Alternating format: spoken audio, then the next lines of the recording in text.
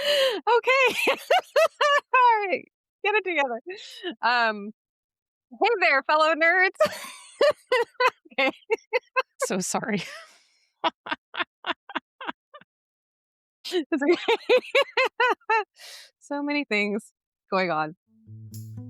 Hey there, fellow nerds. Welcome to another episode of The Present Illness, the podcast where two physicians try to make sense of a world that is increasingly sick and very underdiagnosed. I'm Arghavan Salles, a surgeon scientist and your friendly neighborhood doom scroller in residence. And I'm Alyssa, Burgart, an anesthesiologist and bioethicist who tracks news and health law like their EKGs, full of spikes and surprises. The Present Illness is where we cut into some of the toughest issues in public health, politics, culture, and ethics with a scalpel in one hand and a meme in the other. Topics we cover can be intense, so please check in with your body mind if you have the capacity for that today. And if you're in the car with little ones, you might want to pop your headphones in. A big thanks to everyone who's listening, with some extra love to our subscribers and followers, and a warm welcome to anyone who just stumbled in from the Winter Olympics. Oh my gosh, I have been loving watching the ladies win. Have you? Absolutely. I'm always in it for the women, Mm. Always will be cheering and rooting on the women. I just saw that U.S. women's hockey just beat Canada, which is like a Amazing. huge upset. That's amazing. Go U.S. women's hockey. I saw that. Absolutely. Wasn't there, I'm going to get it wrong because I haven't followed as closely, but there was some kind of big win for either it was a goalie U.S. team or it was someone who had a lot of goals. I can't remember which side it was. I'll look it up and put it in the show notes, but there was some sort of like somebody having stellar performance on the U.S. Women's hockey. Fantastic. Fantastic. Well, clearly, folks, this is not a sports podcast. That's correct. Although I have been watching a fair amount, not as much as I used to in the past, but like of the figure skating. I love figure skating. So love beautiful. I really enjoy I'm not going to watch like all of it. I'm not into sports ball generally, but I love seeing clips of just these incredible athletes doing these sports that you otherwise don't see, like cross country skiing or like, I can't even remember the name of the event where they have like a gun on their back and they have to like cross country ski and like shoot a target and then they like do it again. All I know is they look very fast. Well, the one there's so many that are diabolical in the Winter Olympics, like the cross country uphill skiing. What do you mean that person can run a mile cross country skiing uphill in 6 minutes when most of us cannot do it flat on our regular feet on like regular pavement? That is incredible and also sounds like torture. And then there's that skeleton, right? The one where you're like going head first down this like icy whatever. How does it, like, where in your life do you decide that that's the thing that you are going to be an expert on, risking your life every day to be the fastest one to go head first down this path? I'm just fascinated by that decision making. And like, as someone who has responded to many a head trauma in the operating room, like when people need to have surgery, like I cannot watch that. I see it and I go, nope. Too dangerous. Can't even watch it. It just looks like work. I absolutely agree. And I wanted to tell you, since you said things that you cannot watch, did you see, I just want to check in before we get into our main topics. Did you see this ad that Kid Rock and RFK Jr. put out? Okay, so purposefully, no. So I have purposefully not watched it because somebody mentioned it to me the other day. We were like in a big meeting and they were like, well, don't watch the RFK Kid Rock video. And I just was like, well, I already now have an image in my head, but I definitely haven't watched it. And actually, it started to come up on my feed on TikTok where like somebody was going to make a comment and I was like, nope. So you can tell me about it. I'll allow it. That's some wise decision making. So for folks who haven't seen it, hopefully you know who these two people are, Kid Rock and RFK Jr. So they are making this, it's part of their terrible campaign that we've talked about before, the Eat Real Food campaign that Mike Tyson is also part of. That's basically a fat shaming campaign. Also, who is taking their dietary advice from Mike Tyson? I mean, I hope no one is taking any advice from any of these men, genuinely. But anyway, so in this video, it's supposed to be, again, about eating real food, but they're working out, I guess, Kid Rock and RFK Jr., which, like, first of all, nobody needs to see either of them working out under any circumstance. I And mean, there's a reason I don't go to like a 24-hour fitness. I don't want to watch other people exercise. Gross. yes, and it's weird. It's like weirder than you think because for good portions of it, RFK Jr. is just wearing jeans and no shirt. And you're like, again, why? I don't know why he has this weird propensity for working out in jeans. It's weird. It looks uncomfortable, makes me feel uncomfortable. Also, put your shirt on. I don't need to see you shirtless. And so he's like, at one point, riding a stationary bike. They're in a sauna and he's riding a stationary bike, and Kid Rock is behind him doing push ups, like on the wooden seats of the sauna. And then they're switching, and then Kid Rock is on the stationary bike and RFK Jr. is doing push-ups, and Kid Rock gives the middle finger to the camera. Like, I don't understand what kind of campaign they think this is. And Do they then, jump into an ice bath after that? Because that would be well, really on brand. yes. So RFK Jr. lowers himself into some kind of bath. I don't know if it's an ice bath or if it's a hot bath. I don't know what it is, but he's wearing his jeans still, which makes people ask if he's a never nude. So, just a slight tangent here for folks who watched Arrested Development. There's this whole storyline about one of the characters, Tobias, being what he calls a never nude. So even like he's on his way to take a shower in this house that they're all like living in this house at one point, and somebody in the family comes across him, and then he takes off his shower or his bathrobe, and that's when you see that he's got jean shorts under his bathrobe because he's a never nude. He doesn't There's ever actually get nude. there's He always another wears the jeans. I can't remember what episode it is, but there's also an episode where he's crying in the shower, biting on a bar of soap, and he is wearing his jean shorts. Right, because he is never nude. And so when we see RFK Jr. lowering himself into this bath wearing jeans, it's like, is he also a never nude? It's very perplexing. And then he gets out and then like goes to find Kid Rock. And actually there's a moment when he's like, again, half naked, and he's like, where's Kid? Like, I don't know if that was supposed to be like funny. You know, it's just weird. The whole thing is weird. For like a normal mind, it is very hard to process what they're trying to convey here, aside from these guys are weird. Okay, and then at the end, they do both get into that one looks like it might be an ice bath. Still RFK Jr. wearing his jeans, of course. And then they drink whole milk because that's really important for Oh, your health. I think that they claim they're drinking raw milk.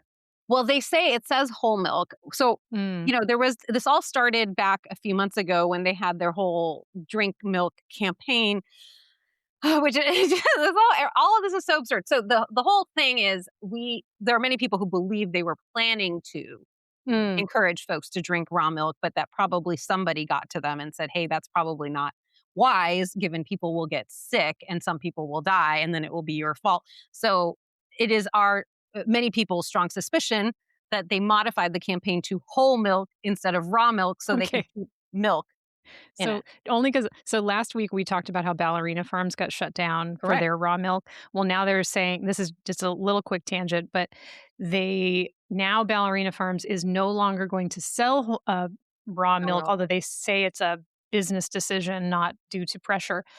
And I kid you not, there's 3 bills now in the Utah legislature to decrease the amount of oversight over places that produce and sell raw Raw milk. milk. So in response to the fact that regulations, which are meant to protect public health, were effective and helped prevent the public from being seriously harmed by the bacteria that is oftentimes carried in raw milk, instead, Utah is considering making it easier to poison its citizens. So that's a fun fact.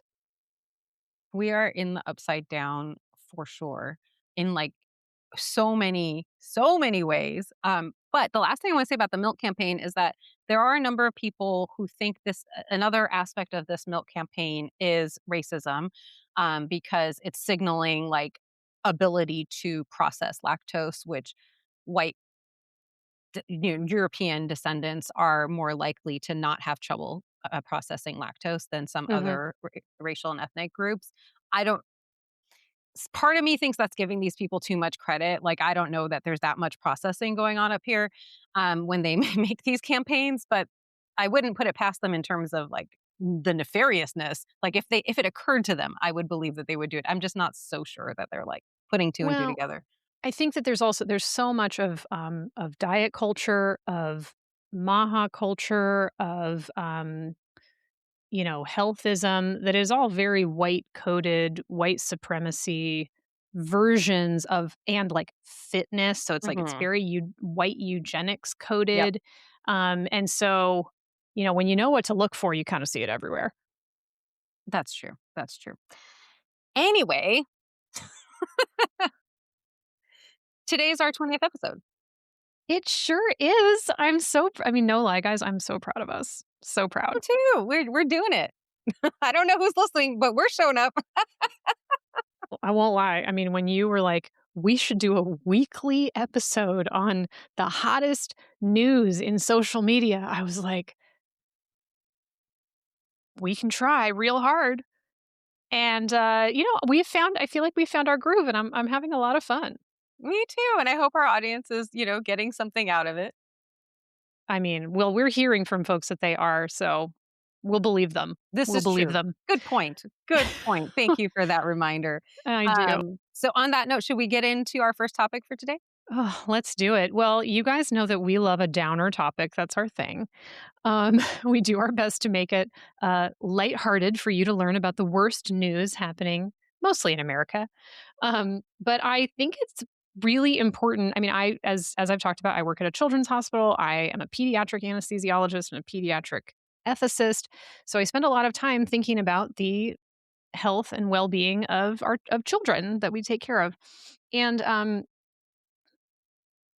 there is so much overlap between the violence, the rhetoric around immigration enforcement, the racism around immigration enforcement, that it's all showing up in the hospital. There's so many things about ICE that are showing up in the hospital, and we talked previously, obviously about Alex Preddy, and when I look at the news that some really heroic journalists are managing to get out of these ICE facilities to see how children in particular are being impacted. And, because, kids don't vote, little kids, some of them can't write. They're little.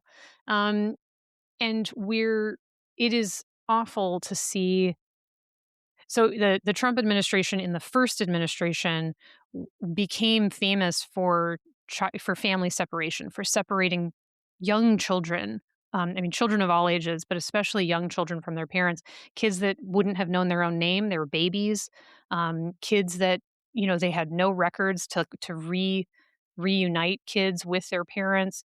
So the things that are happening in the news now, which I'm going to tell you about, I just want to remind people of the really big national conversation we had nearly 10 years ago about how horrible it was for children to be detained by ICE, for children to be separated from the people who are meant to care for them best, their parents, um, and the lifelong problems that causes for kids. And so, again, in a country that loves to say that we care about kids, there's all these ways that we demonstrate that we don't. Hmm. And so you and I have talked a lot about the measles outbreak and how problematic that is, how we're at risk for losing our measles elimination status.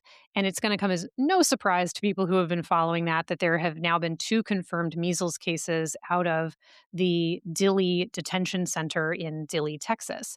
And this is one of these very large scale facilities that's really being used to round up immigrants and dump them into these places, and they're unsanitary. There's all sorts of reports about, these are large congregate settings. You have a lot of people in a small space. There are not enough bathrooms. There's not enough opportunities for things to be cleaned. And so it should come as a surprise to no one that illnesses are running rampant through that facility. And I mean, the massive measles outbreak that we are in now started in Texas. Now, it Hmm. started in a part of Texas that's Gaines, Texas, which is a little bit further north and a little bit further west. But it's not a surprise that There's people getting the measles. There's people who didn't have access to healthcare, so they didn't get vaccinated. Or we have kids who are too little to be vaccinated, who Mhm. are especially at risk. And the measles is so contagious. So it's really easy for the measles to rip through an area like that.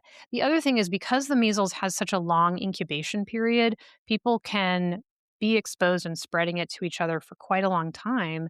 And that means that we are very likely to see pretty much anybody who's unvaccinated in this detention facility is very likely to develop measles and develop a rash, to develop symptoms. And so we're going to have to watch that pretty closely to see. We've already had almost 1,000 cases of measles in the United States this year in 2026, and it's only the middle of February. And so this is something to watch for sure. Um, I've seen these detention centers referenced as epidemic engines, which I think is a really apt turn of phrase for the fact that, like, it's just so easy for people to get sick. And when you think about small children, anybody who's spent time with kids, especially if you have kids in daycare, you have kids that are hanging out together, they're like snotty and they're gross and they like touch everything. And, it's just easy to get sick when you have little kids around. And so, it's just one more way that, one, these children should not be in detention. It is unsafe for these children to be in these conditions. It is also unsafe for adults to be in these spaces, also vulnerable to these illnesses. So I don't want to say that it's not important that adults will also get sick. And then there's been a couple of specific cases of children being, well, first of all, we know that they're detaining way too many kids. There's like Mhm. hundreds and hundreds of kids who are in detention, and there are limits that are supposed to be placed on how long these kids are in detention because we know that this creates toxic stress for these children. We Mhm. know that this is very harmful. They're really not supposed to be there for more than 20 days. This was based on something called the Flores settlement that happened in the past. 20 days is a very long time for a Mhm. small child to be in a Mhm. detention Mhm. facility. Um, but many of these children are being held significantly longer periods than that, and there's really no plan to safely take them there. So there's reports of kids being there for more than 5 months. These kids are clearly not getting access to education. We know that they're likely not getting access to adequate or sufficient nutrition. There's reports of kids being fed contaminated or moldy food and containing things like worms. And so when I hear in context you bringing up this like stupid video from RFK Jr. telling people that they should eat better, and then we are literally taking our most vulnerable people in our communities and feeding them garbage food that is literally not safe for an animal to eat. Um, and so when I hear just the gross hypocrisy of Mhm. saying, "Oh, make America healthy again," but we're gonna incarcerate a bunch of extremely vulnerable children, and we're gonna actually make them sick. We're gonna expose them to illnesses, and we're gonna not only are we not gonna feed them healthy, whole foods, we're gonna feed them food that is too spoiled to eat. It's Um, absolutely disgusting. And as we've talked about before, the whole idea that this is what pro life is, like that this is a party that is quote unquote pro life, when not only are they doing this to children in these detention centers, but they refuse to feed children at school and actually will say all sorts of very weird things to people who are like, hey, maybe we should give kids healthy food at school. Like, folks remember when Michelle Obama was mhm, the first lady, and this was a big campaign that she was trying to do, was like, let's help people get better access to healthy food, including specifically children. And people were so rude about it and totally berated the idea and acted like she was some kind of communist or something. And she wasn't just saying it. She was trying to actually make plans that would actually improve accessibility to healthy food.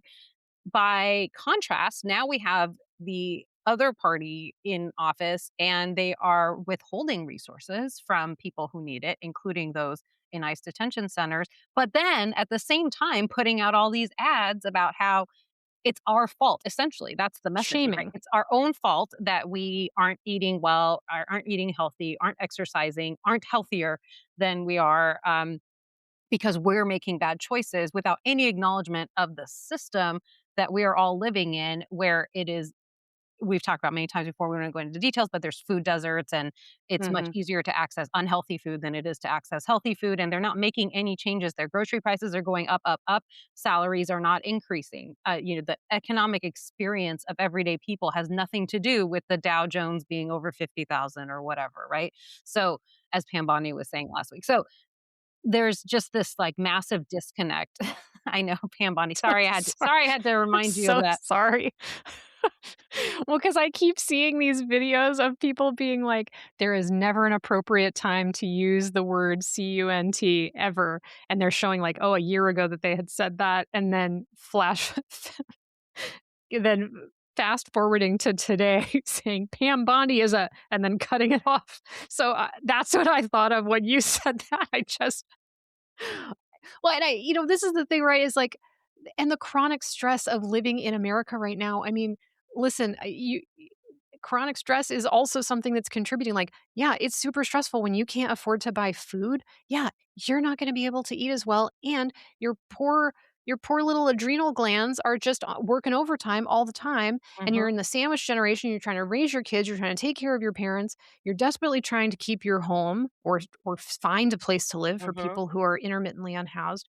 And I think that this issue that you've brought up, reminding people about Michelle Obama's program. And then when you think about what's happening to these, brown kids, these kids that are not white who have been detained, the just outrageous racism of messaging that we are receiving around what does it mean to eat well, who is allowed to eat well, whose bodies are allowed to be healthy, and whose bodies are entitled to access to adequate nutrition. Yep. And also, I want to get back to the detention centers, but the last thing I want to say is that to your point about stress, like our cortisol levels are higher when we're stressed, and that makes it harder to lose weight and it helps our bodies to retain weight. So, all this stress around all of these issues, like if you are Mhm. a person who's worried about getting picked up by ICE or your neighbor getting picked up by ICE, in addition to all the things that you mentioned about our own economic stressors, none of that is helping us to be healthy. But anyway, go ahead.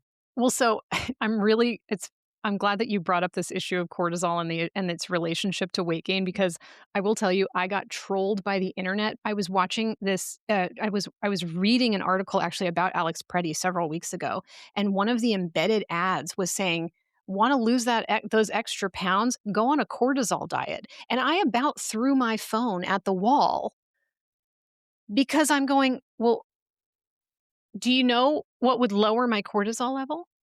It Uh-huh. would lower my cortisol level to not be watching healthcare workers get murdered in the streets. It would lower my cortisol level to know that in, cities across America, there weren't just random people being racially profiled, pulled out of their cars and thrown in detention centers. It would lower my cortisol level to know that there were not tiny children being, put in these detention centers. It would be great if every day I didn't open up the news and find a new shitty homework assignment from the federal government for a class I didn't know I was taking. Okay. Like every day, I'm like, oh, a new vaccination problem? Fantastic. Oh, new weird questions from families that make no sense. Mhm, Oh, what has RFK been saying online that is mhm, driving mhm. parents to have new fears that are absolutely fully manufactured by our government? So, like, yeah, bitch, I would love to be on a cortisol diet. It's called Stop Being a Terrible Government. That is the cortisol diet that I need. I also would like that same cortisol diet. And speaking of, okay, again, we're gonna get back to the detention centers, but RFK Jr., speaking of crazy, I shouldn't use that word, but inappropriate things that he says, he recently said, I'm sure you saw this, that we can control or cure, I think is the word he used, schizophrenia and bipolar disorder by changing our diet. And these are the things that you're seeing, when you're interacting with patients and parents are asking questions about their children. All of that confusion and fear and rising cortisol levels is due to him saying things that are totally not scientific, not evidence based, and they're not helping anybody. And in fact, they're causing quite a lot of harm. Anyway, but please tell me more about what's happening at Dilley. By the way, I was looking up earlier.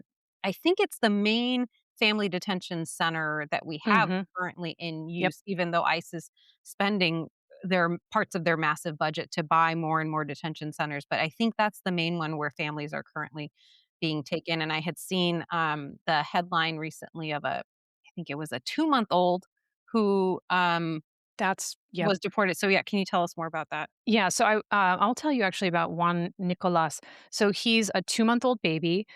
He and his mother were detained when he was 1 month old. So this is I mean, I'm sorry. When you have a 1 month old baby, like you're generally like not taking that baby to the grocery store. Like you're not trying to expose them to all sorts of random things because they have very immature immune systems. Like they're building those immune systems. There's a bunch of things that kids can't be vaccinated for. They can be vaccinated, for example, for hepatitis B, but there's a bunch of things that you kind of have to wait until they're a little bit older, like the measles. They're not old enough to be vaccinated against the measles. So anyway, this really, really terrible situation where this baby is detained with this mother, and the baby becomes really, really sick. He developed severe respiratory infection. He needed to be taken to a hospital. And apparently he had a health emergency. This was like last Saturday, I believe, where he was apparently choking on his own vomit. Like he was having a hard time probably breathing and coughing. And also he's probably, he's presumably either breastfeeding or receiving some sort of, Hmm.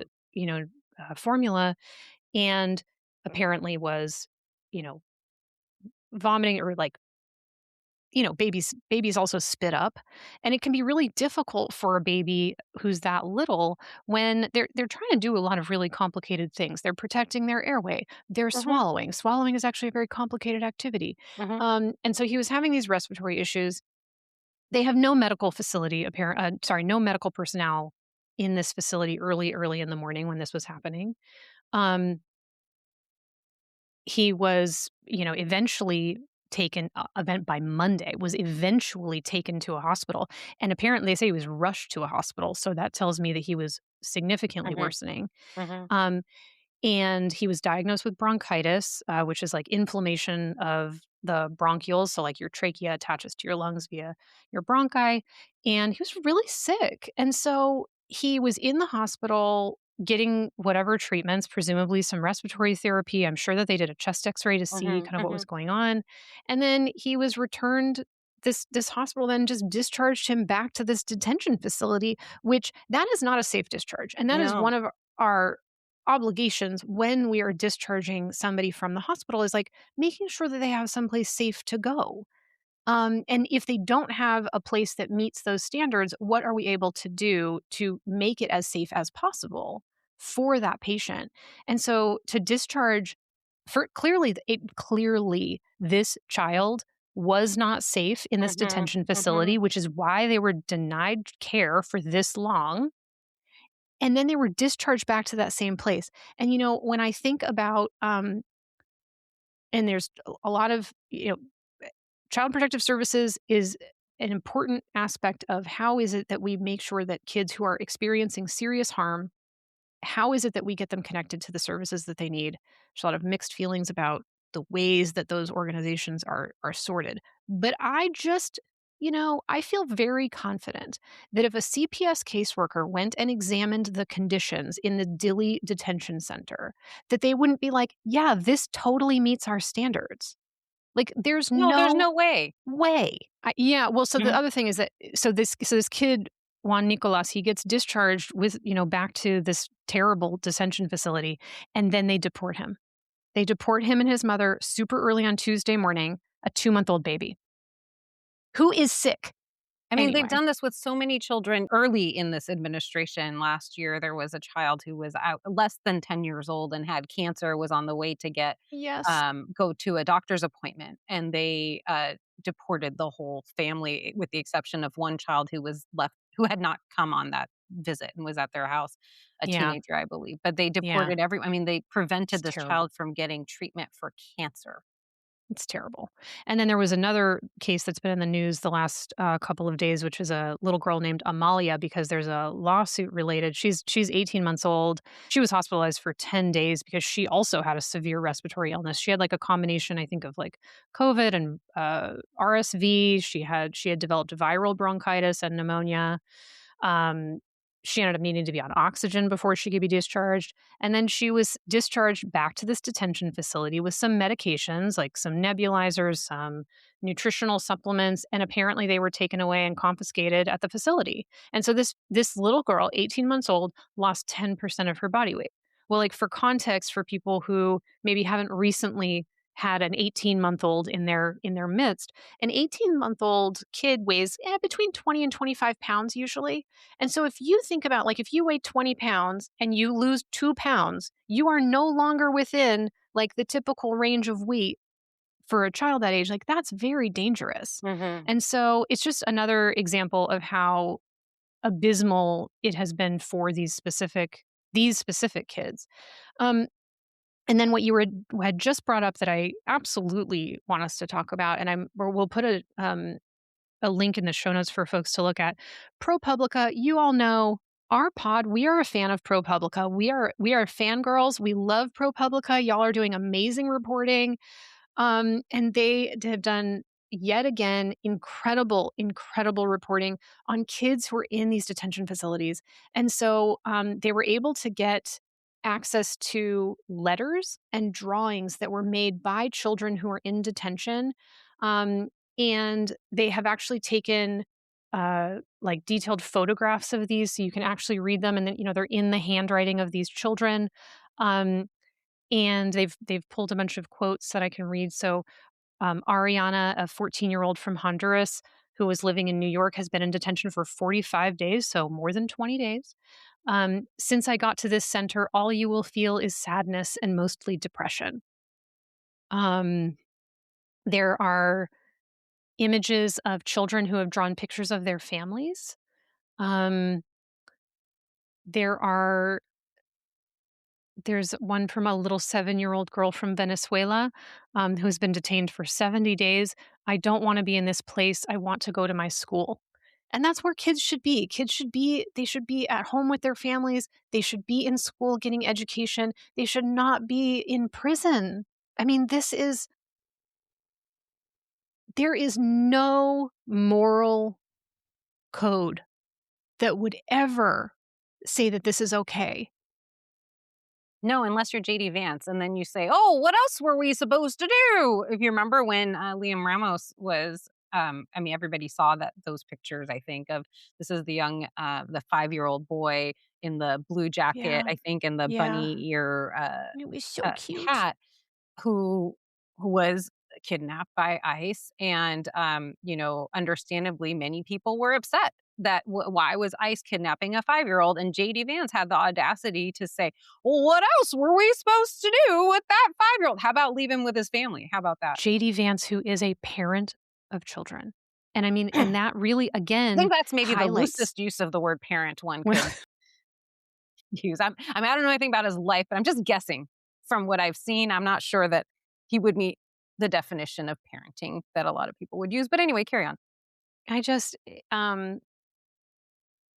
for those of us who have not only are raising children of our own and care about children who are in our communities, like as a person who every day I take care of kids, it is a wonderful job. I love taking care of kids.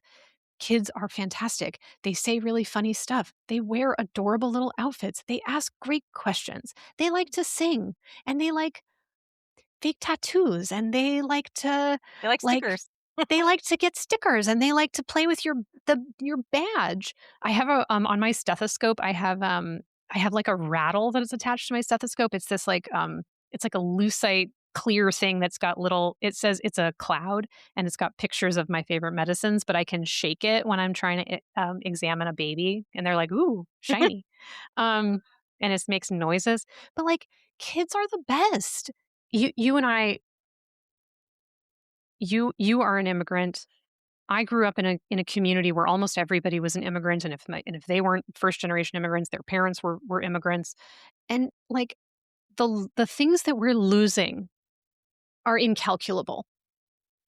Not and as a society, in addition to the absolute horrors that are being done to individual children. So, in addition to the harm that we're causing individuals who are in this country, many times having fled a country that the United States harmed, mind you, and that's what made their country unsafe for them in the first place.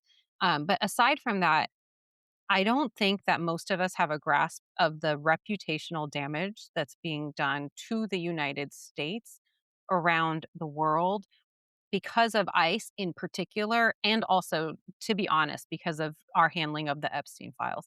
But these are two major issues that I see folks in other countries commenting on daily. Like, what is happening in that country? Why are you all not doing anything to stop this? Like, what happened to the rule of law?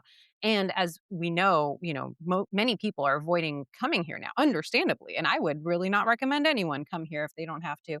Mhm. Um, and we're supposed to be hosting the World Cup, and then we're supposed to be hosting the Los Angeles Olympics. And I genuinely don't understand how we're going to purport to be safe for visitors to come for these events when even the people who are already here are not safe, just because we look a certain way or we have a specific accent and we don't happen to have a passport plastered on our forehead. Um, anyway, it's all extraordinarily concerning and will take generations to repair. Mhm. Mhm. I mean, one can only hope that the economic impacts are dramatic enough that it gets even more people to recognize what a mess this is. Well, and just harkening back to what we were talking about with the Olympics, like, it's been so nice to see a lot of the Olympic athletes that represent this country saying, "Hey, we don't agree with the things that are being done in our country." And I think that's important not only for people in this country to see, but for people in other countries to see, because I do think that just the nature of, this country being so large geographically Mhm. and having our population so spread out, it makes people think that we don't care or that we're fine with what's happening because we're not, going to DC every weekend, for example. But we just don't have the same geography that a lot of other countries have. And that Mhm. doesn't mean that people aren't upset. And I think the majority of people actually are really upset, specifically about what's happening with ICE, but also about Epstein. Like, we see a lot of people being very angry about that across political ideologies. Yeah, absolutely. It turns out that you know, it turns out there is a line for some people and it's raping children. For some people. Some people, not everybody. Not everybody, folks, but some people. So, speaking of, shall we transition to our next topic? I mean, I can't wait. I mean, who doesn't love talking about sexual assault? Well, Our listen, favorite topic. and this is what I will say. Well, first of all, you and I talk about this because we know that it's important, and I know that so many of our listeners have reached out to us and said, "Hey, I would never have been willing or able to read about that terrible, terrible Mhm. topic." But I think what we're doing is we're trying to provide it with some framework. We're trying to give people, enough to know what they need to know without having to also deeply traumatize themselves by Yeah. doing all that research that you're doing. And so I just, let's get into it. Let's Yeah, do it. let's do it. Okay, so today's topic, we're going to give the Epstein files a break, although there continue to be developments. And just a minor note for folks who listened to last week's episode. Yesterday, Leslie Wexner did a deposition for the House Oversight Committee. They kindly came to his home in Ohio because that's what you get when you're an 88-year-old billionaire who has likely harmed a lot of children. But anyway, uh, And Prince Andrew got arrested. and Prince Andrew got arrested. And yet Howard Lutnick is still in our government. Anyway, like the brother of the king of England can be arrested, but we can't even get rid of this commerce guy in our government. Anyway, so that's not the topic though. What I wanted to talk about is Gisele Pelicot, whose story people may remember even if they don't remember her name, and I'll remind you in a second what the story is. She has published her book. And so, background is Gisele Pelicot is a woman, a French woman, who in 2020 found out that her husband, so trigger warning here, as you probably already guessed where this is going, but she found out that her husband had been drugging her and inviting men over to their house to rape her while she was basically knocked out. And he had been doing this for almost 10 years. Um, and it was somewhere around 70 or 80 men who were involved in this, based on videos because he recorded all of it. Um, So people may remember in December of 2024 was the trial in France against her husband, but also 50-ish of the men who had been involved. They still haven't identified another 20 to 30 of the men, which is disturbing if you're living there, right? I mean, it's disturbing regardless. Um, anyway, so the trial was very public because she chose to have an open hearing. She chose to have press and other folks there. She waived her right to anonymity as a victim and survivor, which is an unusual choice to have made. And so folks may remember that made a lot of it got a lot of publicity at that time for being such an unusual and brave choice Mhm. to have the testimony all be public. They in the trial played a lot of the videos of her being assaulted. She had to sit in a courtroom with all these men who had violated her at the request of her husband, the man she had been with for like 50 years. They had gotten married when they were 19, 20 ish. And she thought he was a safe person, like until this time.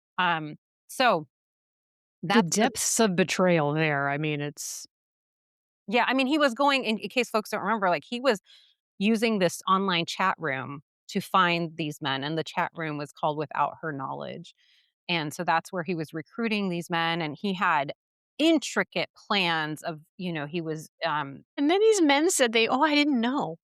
I didn't know." I'm like, "The name of the website sorta told you, buddy. yeah, so they would You knew." this is a good point. In their, defense, at the trial, a number of these men said that they thought that she wanted this, that she consented to this, that she was, in Giselle's words, that they called her an accomplice. Um, yeah, so it wasn't rape because she was in on it, even though she was drugged and unconscious, and that they found each other on this website called Without Her Knowledge. Um, all of them were convicted. Like, how To did be these clear, guys get a lawyer? Anyway, sorry, I have so many questions about so many things, but I there are okay, but anyway, her book is out. yes. So her book is out, and I think it's called A Hymn to Life, HYMN, Hymn to Life. And she did an interview with the New York Times that came out in the last week. And I wanted to talk about it because what Okay. we saw during the trial was, courtroom sketches of different things and reporters summarizing what was happening in the trial, but we didn't hear a lot from her.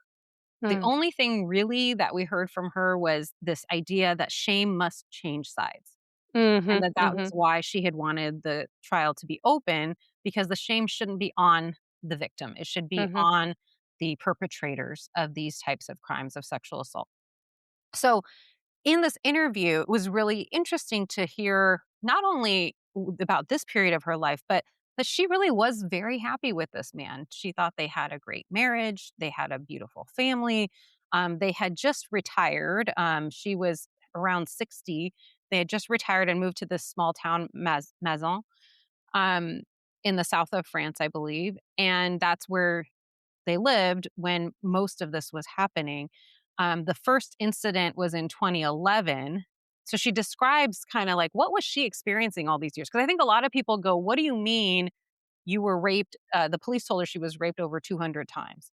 What do you mean you were raped over 200 times and you didn't know? Right? Like this is a question that people have, and also because we live in a rape culture and we always blame the victim. Um, and she describes in this interview that the first time that happened, now she knows, was in 2011. But what she recalls of that time in 2011 was waking up in the middle of the night and her husband, what she says in the interview is pretty vague, like that he was doing something funny and that she said, "Stop it. I don't want to do that." But then she had already been drugged. So she falls back asleep. She's not really sure what happened after that. But she doesn't wake up until 6 p.m. the next day. And then she goes and talks to him and she's like, "What happened?" And he's like, "Oh, okay, I guess you were tired." And she kinda just doesn't think too much about it. Like, she asked why he didn't wake her up, and he says, "'Cause she seemed tired." But that's weird, right, to sleep till 6 PM the next day. Then in 2013 is the next time that she thinks that Mhm. I just wanna flag for people, this type of sexual assault is called drug facilitated sexual assault, so there's a very specific terminology for this, and so, when you're, like, looking in the research for well, maybe you don't, but when I'm looking in the research I know you do, but our audience, when I'm looking for things related to that, drug facilitated sexual assault's the language that we use, and so this is when you hear about, for example, someone being roofied, or Mhm, mhm. you know, that someone slipped something into someone's drink, that it can actually be very easy to drug somebody, and you can imagine that, in this situation, when it's somebody that you believe a very trusting and positive relationship with, you're gonna let a lot of things go. You Yeah, well, believe you have them. no reason. Yeah, I mean, they've been Yeah, married for decades at this point. She has no reason to suspect him of anything. And yet, in 2013, when something similar happens, she asks him, "Hey," and she says it herself that she was really kind of joking, but she has one of these experiences where she doesn't remember anything from the night before and her pants look different. She noticed bleach stains on her pants and she's like, "What? I don't remember doing anything that would cause bleach stains." So she goes out to the garden, this is what she says in the interview, and she asks him like jokingly, "Hey, what did you drug me last night or something?" And then he gets really upset and he starts crying, "How could you say that to me?" I Whatever. It think has he like doth protest too much. exactly. So he has an out of proportion reaction, but then she feels bad. This is the perversity of it, right? She feels bad. She apologizes. She never brings that up again.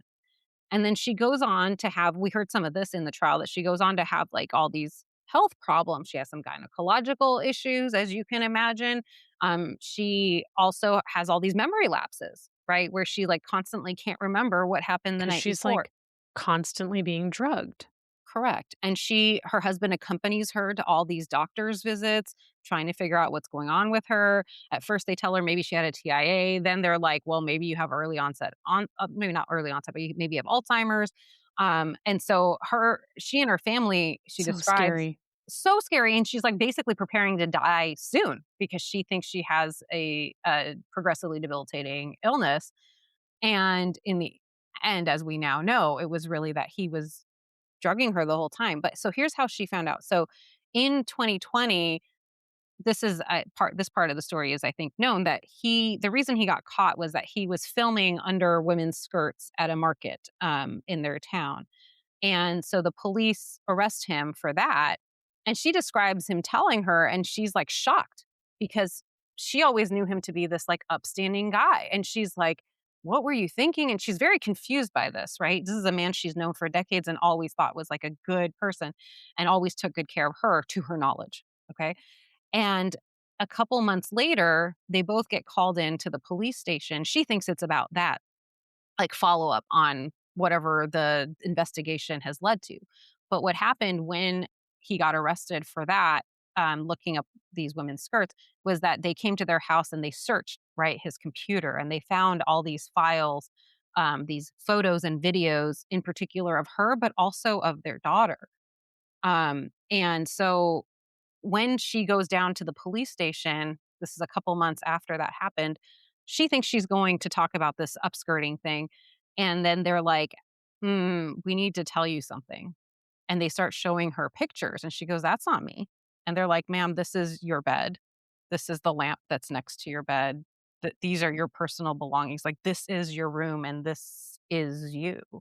And you can imagine how hard it would be to recognize yourself in a scene that you don't remember, right? Like that you have no recollection of, like, who is Yeah. this man who's in this photo? Like, anyway, so that's how she finds out is the police showing her images of her unconscious with these men in her room.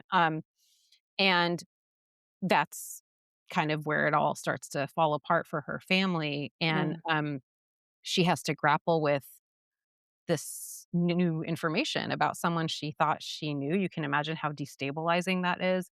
She talks about how, in some ways, she's grateful that she doesn't have a memory of all of these events because she feels like if she did, there's no way she could get past it.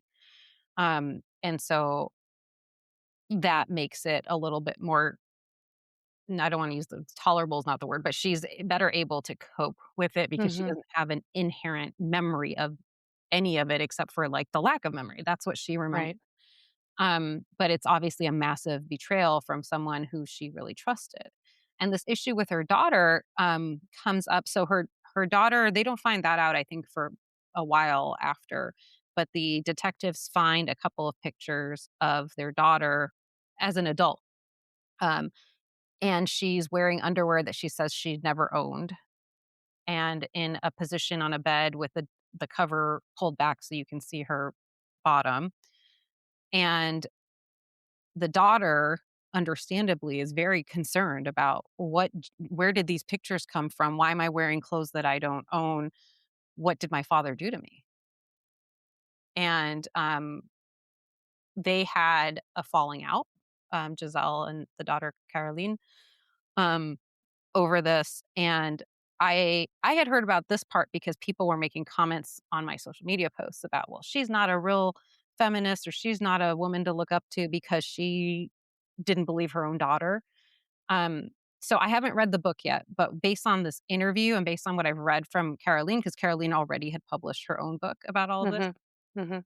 what I think happened was that, yeah, Giselle, it sounds like, was not as supportive as one might have wished Mhm. when Caroline was upset about these photos.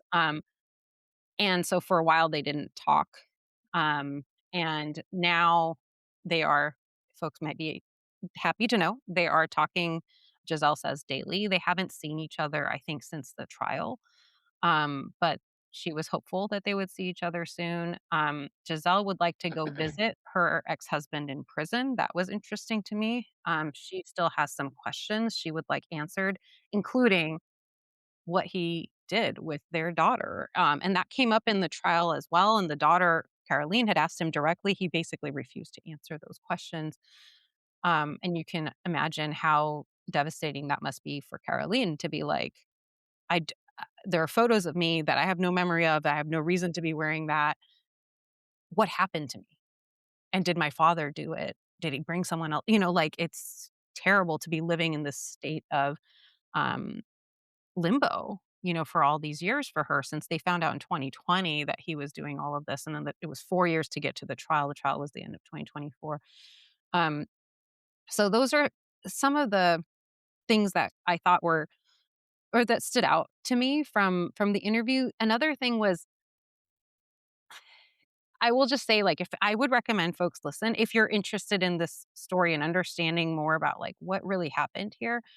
Um, but I will say there's some parts of it that are hard to listen to. Mhm. And she describes some of the acts on the video, for example, which I'm not going to describe here, but it Mm.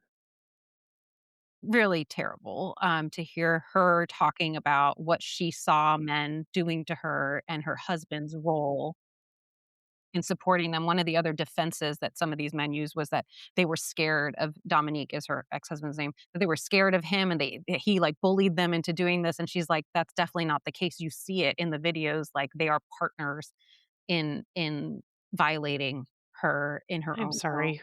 What a dumb story. I Like, know they that's can't come up I with good mean, stories though. They're like not capable of it as far as I can tell. Um, but now what's also interesting that folks may or may not have followed with this case is that there were two previous rapes, one of which also was a murder, in 1991 and 1998 that are outstanding that they think her ex-husband might have been responsible for. So those are active investigations. I think one of them they found his blood at the scene. So that's also disturbing to Giselle, right? To be like, oh, well, this wasn't even just in these last recent years. This has been going on for longer than anyone, maybe potentially going on longer than anybody knew. I mean, it And seems really weird that somebody would be like a really awesome person for a huge portion of their life and suddenly in the last 10 years, I mean, not saying it's not possible, right. but No, I agree. seems suspect. It's more likely that he hid it quite well. I And mean, he obviously hid who he was from his wife. yep, and they talk about it in the trial. She also talks about it in the interview that he had been abused himself when he was younger, on a couple different occasions. Not that that excuses anything, but it sounds like he didn't have maybe the most healthy childhood, and they got married quite young, again, 19, 20. Um, so they jumped into this relationship, and she talks about how it's what's hard for one of the things that's hard for her is that they had so many good memories, and Well, you then you don't, look back and you're like, was my entire life a lie? but she doesn't. It's interesting because she doesn't really think of it that way. She's trying to separate somehow, and she talks about this. Like Mm. she talks about it. It was interesting, as though you're separating laundry. She's like, throw away the bad and then keep the good, because otherwise she feels like she I loses her mean, whole life. I mean, I her whole can't life is empty if she has to throw away everything that involved him. I mean, grief is wild, and I can't imagine the amount of stress that she has had to face in the unraveling of this life that she thought she had. Um, and so, whatever it is that she says, of course, like she's going through it, she's going to be going through it the remainder of her life. Yeah. Um, And they're still, like I said, trying to get some answers for what happened to their daughter. Um, I yeah, mean, clearly the answer is yes. Like, yeah, if you something don't say clearly was done. no, I mean, he didn't even lie to her and say no. That's so gross. But yeah, it's horrifying because also that's a woman who thought she had a good father.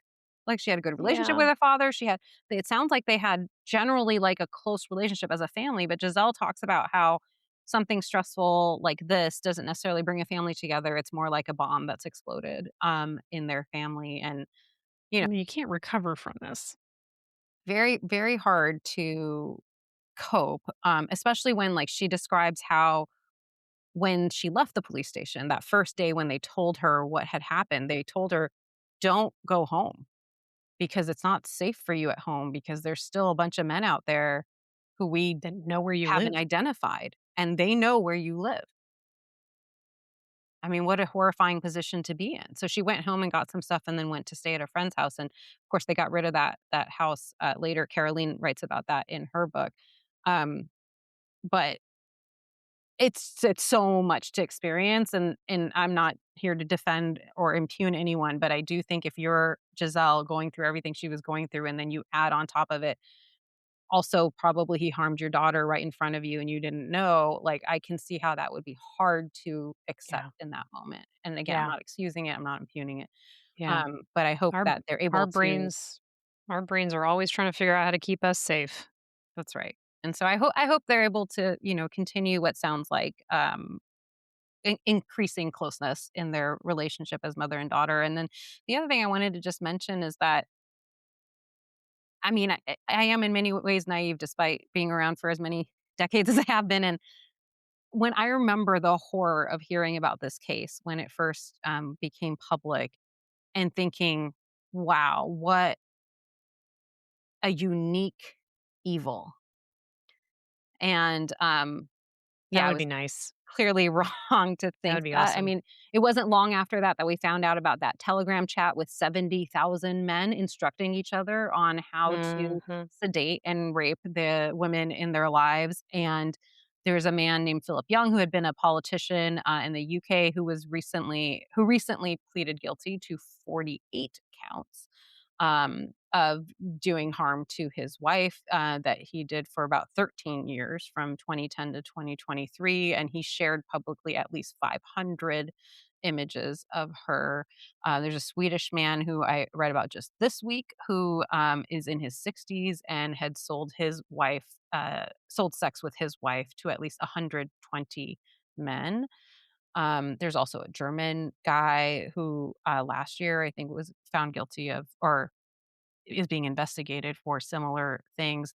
So, unfortunately, I think that we're going to hear about more rather than fewer of these cases. And I think technology has helped men who have this particular inclination and this particular way of wanting to harm the women in their lives. It has helped them connect with other people who have taught them about what medications to use and what dosages to use and what's the timing before these people come. Because, like, Dominique Pellicot, he had a specific protocol of what time these people had to come, no cologne, no perfume, no cigarettes. They had to warm their hands either on the radiator or in the sink before they touched her so she wouldn't be, sensing cold. Um, you know, it was very detailed how he was instructing these men. Um, anyway, I I'm sharing all this because I think it's not just that it's sensational, though it is, but it is important, I think, to recognize that there are these networks that are Mhm. out there and that um, sometimes even the people who we feel most safe with may not be who we thought they were. And there is a way through it. I mean, I think one of the reasons Giselle's story took off in the way that it did is a lot of, let's just be clear, the vast majority of women have experienced sexual harassment and sexual assault. And so to see someone standing up publicly in ways that not all of us have been able to do, I think is really inspiring. And and that case has led to real change in the laws in France around what is rape. Mhm. And there's conversations happening in other countries as well about how do we define rape? Is it just not saying no? Because that's how it's defined in a lot of places. In some places, it's defined by physical violence. So if there wasn't actual um, punching, hitting, bruise, you know what I mean? If there Well, wasn't that, then it's not rape. if you're drugged, you can't fight back, so Correct. Correct. yeah. And by the way, chemical submission is another term that Mm. people are using for Mhm. that. Anyway, I think there's something to be said here for this woman who was betrayed in one of the worst possible ways and continues to do what she can to raise awareness. So, like in this interview, at one point, she becomes quite emotional, and the reporter's like, "Do you want to take a break?" And she says, "No, it's really important for people to know what has happened here." And it's interesting because I don't think she even says it somewhere herself that she's not like a big feminist, but she's a feminist in her own way. And I read that to mean that she's not like you and me feminist, constantly out there fighting for women's rights, but also fighting in her own way to try to prevent this from happening to other women and to try to hold the men accountable. And as she said, to try to shift the blame to where it belongs, which is not on women who or any victims and survivors who have been harmed in this specific way, but it's on the people who are perpetrating the harm to carry that burden. Um, anyway, so that's probably enough on that. Well, I'm thrilled that her book is out, and pardon me, I hope it is widely read in many languages, and, I think she's done an incredible service, and in I can only imagine that for her, being able to not only speak publicly for herself, but making that choice to allow the trial to be public, making the decision to go forward with writing a book. These are all actions that she's taken that I hope continue to help her to remain resilient in this incredibly horrifying situation that truly none of us could even imagine. And so I'm Yes. really grateful to her for her work, and whatever kind of feminist she is, she's doing the work. That is for sure. She is, and I forgot to mention she has a new man in her life, which I think is amazing. I don't even want a man in my life, and she's already found one that she trusts. So she's found love again. I'm delighted to hear that for her. I think that's incredible resilience to be able to have that vulnerability again after everything that she went through. Absolutely. Well, I'll tell you what, Arghavan, after those two heavy topics, I am going to need a prescription for my social media. So let's do take two, call me in the morning. I want to know what you prescribe for me to find joy. I would recommend that folks check out the first in the bloodline trend that's been going on. Mainly, I've seen it on Twitter. It's mostly women, except for the men who've co opted it, but it's mostly women talking about their achievements and the patterns in their family that they've broken.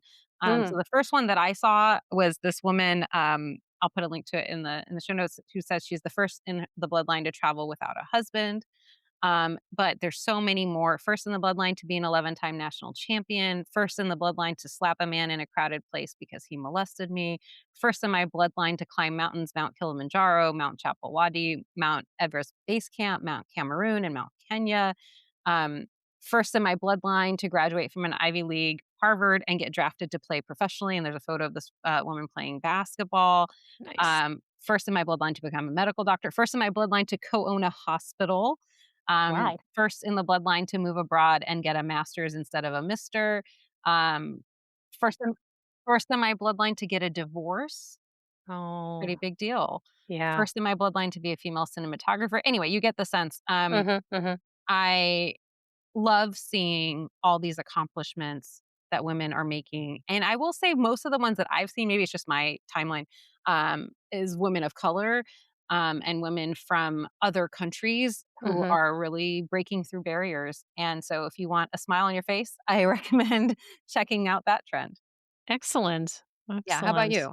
What do Well, you recommend?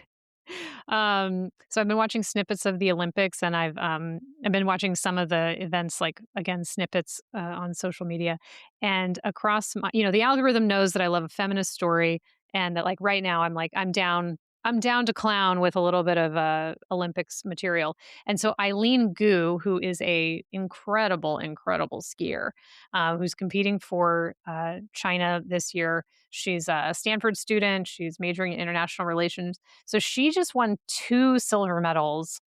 She is now, I believe, the most decorated skier ever, women's skier ever. Is that right? Freestyle skier, I think. Freestyle in her event. Yes. She is the most decorated.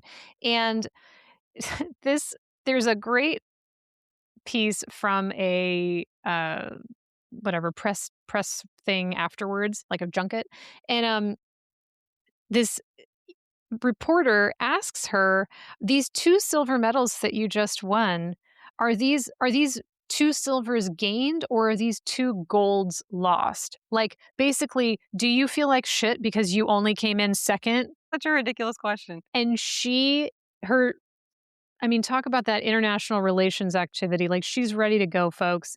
Um, she laughs at this person because it is, and she basically tells him, like, it's a ridiculous question. Um, I am an incredible skier. Look at how great I've done. I think that I have a lot to be proud of. Yeah. Also, look at all these amazing other people who've done incredible work and have really performed well. Like, what a dumb question that you just asked. Now let's talk about how hard we've worked to get this far. And it's just beautiful. So I'll put a link in the show notes. And it's fun to watch this 22-year-old passionate athlete who has just done just incredible skiing, to talk to this like middle-aged reporter and be like, seriously, do better, bro. Yeah, that was the vibe when I saw it. I think she was like, just called him out. She was like, "That's a stupid thing to say." It is a stupid thing to say. I mean, like, you're talking about someone, even if she didn't have the most medals for this category ever or Whatever. whatever, 2 silver medals at an Olympics is better than that guy's ever gonna do, that's for sure. But also, Just like, going to the Olympics is such a big deal. yes, I yeah, I mean, I think as she said, it's an incredible accomplishment just to be there. It's an incredible accomplishment to get any medal. And for someone who's never probably done anything athletic to be like, well, but you didn't get the gold. I mean, there's a lot of, we see a lot of toxic narratives around athletics, especially around the times of the Olympics. But anyway, I'm glad she shut that down. She did great. Well, I think that's it for this week's episode. All right. Well, I agree. Thank you all for tuning in. If you didn't like what you heard, this has been the Prof G podcast. If you liked it, don't forget to subscribe to The Present Illness, leave us a review, maybe even a rating, and tell the folks you know. We know that if you made it to this point in the pod, you love us. You love us. So come follow us on TikTok, Instagram, YouTube. We're at The Present Illness, and you can stay on top of all of our TPI-related news. We will be back next week with more headlines, hot takes, and doom scrolling, hopefully wrapped in some laughs. So until then, agitate, hydrate, and take a nap. We'll see you next time on The Present Illness. Production by Arghavan Salles and Alyssa Burgart. Editing by Alyssa Burgart. Social media by Arghavan Salles, and original music by Joseph Apoff. don't take your medical advice from random people on a podcast. This show's for informational purposes. It's meant to be fun, and it's certainly not medical advice. So take your medical questions to a qualified professional.